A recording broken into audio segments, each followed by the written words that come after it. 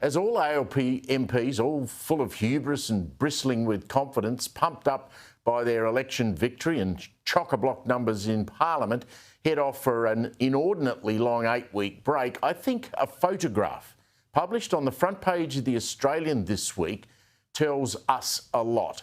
It had disastrous climate change Minister Chris Bowen at the dispatch box, and sitting there behind him, front benches like Housing Minister Claire O'Neill, how's that housing plan going, Tanya Plibersek and a laughing Albo, all cheering Bowen on as he defends that new part-time job running negotiations for the UN and COP. The ministers behind him thought he was hilarious, rolling back in their seats in hysterics.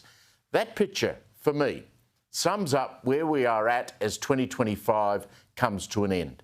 We have a government incredibly happy with itself, stuck in the Canberra bubble of backslapping, while out there in the real world, things are grim for so many Australians. Have a listen to Bowen defending his chaotic rollout of renewables this week.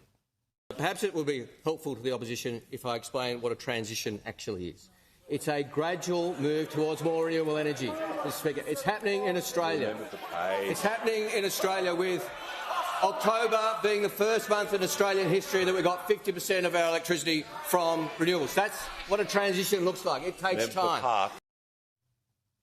Time and again, Bowen was asked about that election promise made hundreds of times about $275 cuts to power bills. Remember this during the campaign?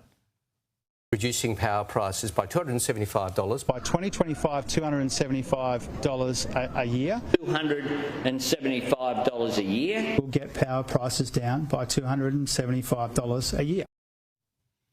Seriously, you just shake your head. The reality is, as Susan Ley asked again in Parliament, power bills have never been higher for households or for business. Here she is.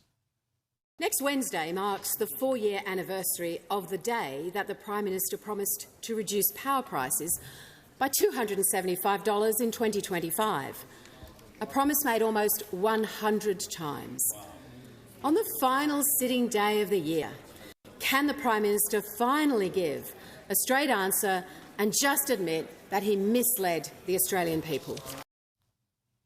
Well, at the same time, inflation started to take off again, and the Canberra Christmas gift to all mortgage holders and business borrowers was, of course, the prospect of not only no early rate cut in 2026, but the possibility of a rate hike. Treasurer Chalmers glibly batted that away when asked about inflation during the week. Obviously, what we want to see is lower inflation. We've got inflation down. We've made a lot of progress.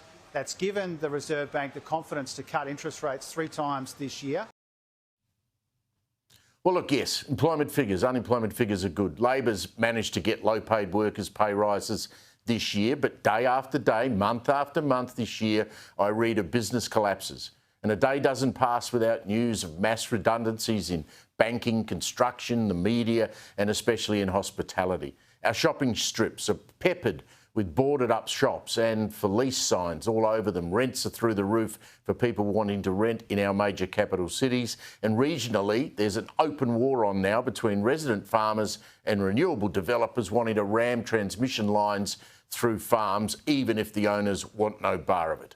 Work from home, especially among public servants, has hollowed out our once great CBDs and sent small retailers working there to the wall. In Victoria, the health system's crumbling. Emergency departments are overrun. Police are now forced to combat crime by putting a ring fence around Melbourne and introducing special search powers to stop teenagers stabbing each other with machetes and innocent shoppers being bashed. Life's tough for many people.